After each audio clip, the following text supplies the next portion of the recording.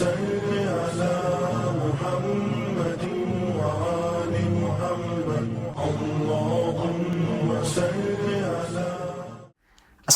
আলাইকুম ওরহমতুল্লাহি ওবরাকাতুহ। হামিদা ওয়া মুসাল্লিয়া ওয়া মুসাল্লিমা আম্মা বাদ। আমি সর্বপ্রথম আল্লাহ রব্বুল আলমিনের প্রশংসা করছি যে আল্লাহ রব্বুল আলমিন ছোট সোনামণিদের কোরআন শিক্ষা দানের জন্য আমার মতো ক্ষুদ্র ব্যক্তিকে একটি সিরিজ বই তৈরি করার তৌফিক দান করেছেন। আলহামদুলিল্লাহ, আমি 3টি খণ্ডে ছোটদের আরবি শিক্ষা নামে একটি সিরিজ বই তৈরি করেছি, লেভেল 1, 2, 3। তো এই 3টি বই পড়লে ইনশাআল্লাহ তাআলা আল্লাহ রব্বুল আলমিনের মেহেরবানিতে একটি ছোট্ট বাচ্চা সুন্দরভাবে বিশুদ্ধভাবে কোরআন পড়তে শিখবে। তো আমরা প্রথম যে লেভেলটি প্লের বাচ্চাদের জন্য আলাপ শ্রেণীর জন্য সাজিয়েছি, এই বইটি মোট 14টি অধ্যায় 14টি দার্সে সন্নিবেশিত হয়েছে। তো আমি এক একটি দর্স করে আপনাদের সামনে ভিডিওর মাধ্যমে সামনে আনবো, এজন্য যাতে করে বই থেকে সরাসরি বাচ্চারা যখন এই দার্সটি পড়বে, পড়ার ক্ষেত্রে যাতে আলাদা করে তাদের অন্য কোনো টিচার বা শিক্ষকের সহযোগিতা না নেওয়া লাগে এবং তারা যাতে সরাসরিভাবে বইটি খুলেই ভিডিও দেখে কিউআর কোড স্ক্যান করে সুন্দর করে নিজেরাই ভিডিও থেকে পড়াটা শিখে নিতে পারে। তো আসুন আমরা এখন দার্সে চলে যাব। আমাদের প্রথম দার্স হরফ শিক্ষা। এখানে আমরা শিখব যে একটা হরফ কিভাবে বিশুদ্ধ করে উচ্চারণ করতে হয়, এর নাম কি, এবং সাথে একটি করে আমরা শব্দও শিখব ইনশাআল্লাহু তাআলা। আসুন শুরু করি। বিসমিল্লাহির রহমানির রহিম। বাচ্চারা একটু সুর করে বিষয়টা পড়তে হবে, যেমন আমি যেভাবে পড়ছি। আলিফ মিসলু আল্লাহ, আল্লাহ মানা আল্লাহ, অ অ আল্লাহ। বা মিসলু বাইতুন, বাইতুন মানা ঘর, ব ব বাইতুন। তা মিসলু তামরুন, তামরুন মানা খেজুর, ত ত তামরুন। সা মিসলু সামারুন, সামারুন মানা ফল, স স সামারুন। ঠিক এভাবে করে আমাদেরকে দার্স 1-এর প্রথম এই 4টি শব্দ পড়তে হবে। এবার আসুন আমরা এর পরবর্তী পৃষ্ঠায় চলে যাই।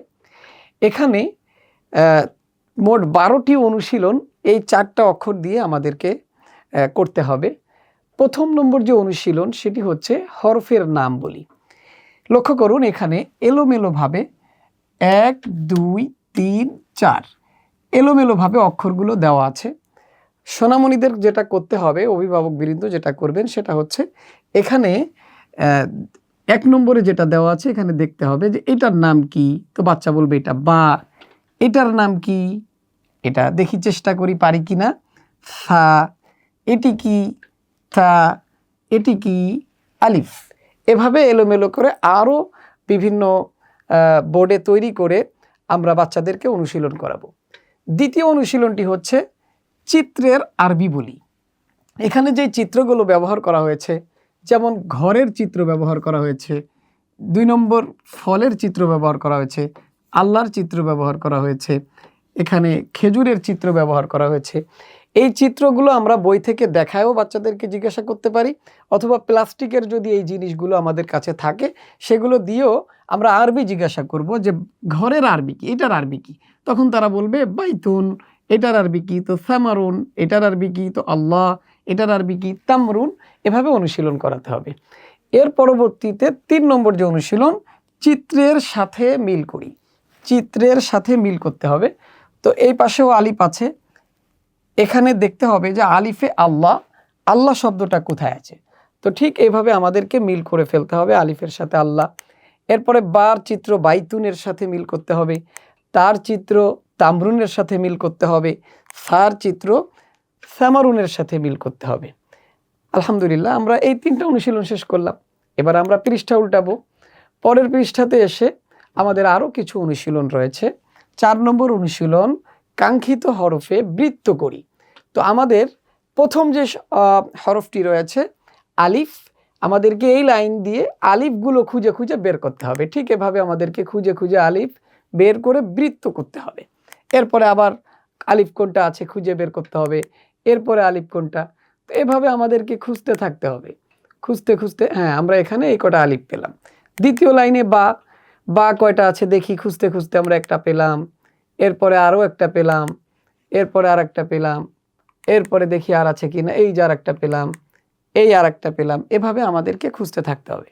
এরপরে তা, এই লাইনে কয়টা আছে, এই একটা তা পেলাম, এই একটা পেলাম, আরও একটা পেলাম, আরও একটা পেলাম, এই যে তা পেলাম। এবার ছা, এই লাইনে কয়টা ছা আছে আমাদেরকে খুঁজে বের করতে হবে। এই একটা, এই একটা, এই একটা, এই একটা, এই একটা। এই অনুশীলনটি আমরা এভাবে করব। এরপরে উচ্চারণের সাথে মিল করি। ডান পাশে হরফগুলোর যেই হিজা এটা দেওয়া আছে, আর বাম পাশে হরফের উচ্চারণ বাংলাতে দেওয়া আছে, পাশে অক্ষরটি দেওয়া আছে। আমরা উচ্চারণের সাথে হরফটাকে মিল করব। এভাবে আমরা মিলাবো। আলিফটা কোথায়, হ্যাঁ এখানে। বাটা কোথায়, এভাবে।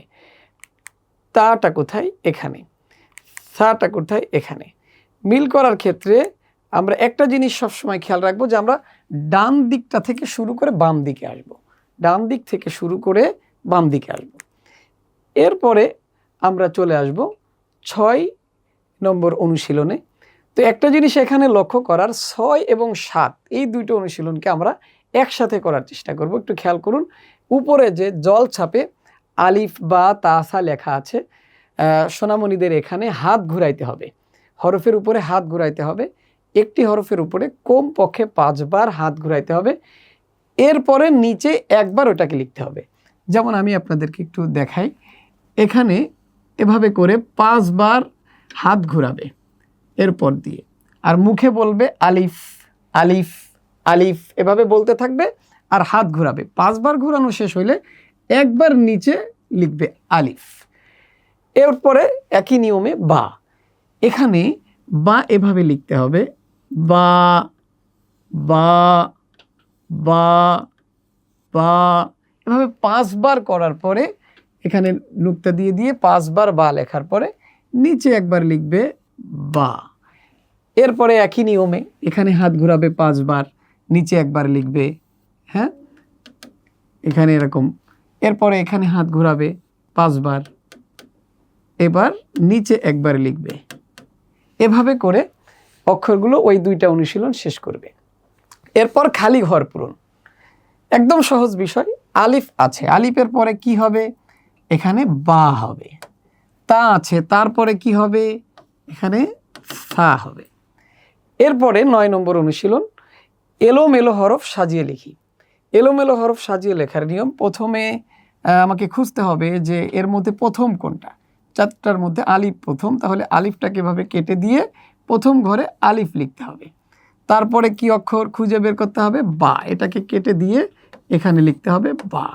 তারপরে কি অক্ষর, তো তা, তো এটাকে কেটে দিয়ে এখানে লিখতে হবে তা। এরপরে কোন অক্ষর, সা, তো এটাকে কেটে দিয়ে এখানে লিখতে হবে সা। হয়ে গেল। এরপর পরের হরফ লিখি।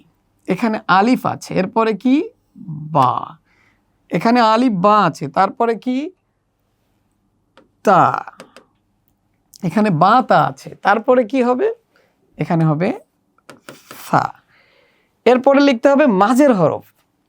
আলিফ আছে, তা আছে, মাঝের হরফ কি, বা। বা আছে, সা আছে, মাঝের হরফ কি, তা। তা আছে, তারপরে অক্ষর যেহেতু এখনো পড়া হয়নি, তো এখানে কি হরফ আসবে, সা। এরপরে পূর্বের হরফ লিখি। বা আছে, তা আছে, এর পূর্বের হরফ কি, আলিফ। তা আছে, সা আছে, পূর্বের হরফ কি, বা। সা আছে, তার পূর্বের হরফ কি, তা। তা, এভাবে আমাদেরকে লিখতে হবে। তো যাই হোক, আলহামদুলিল্লাহ, তো এই দার্সটি আমরা সম্পূর্ণ করতে পারলাম। আল্লাহ তাআলা আমাদেরকে সুন্দরভাবে এভাবে করে অনুশীলন করে দর্সগুলোকে পড়ার তৌফিক দান করেন।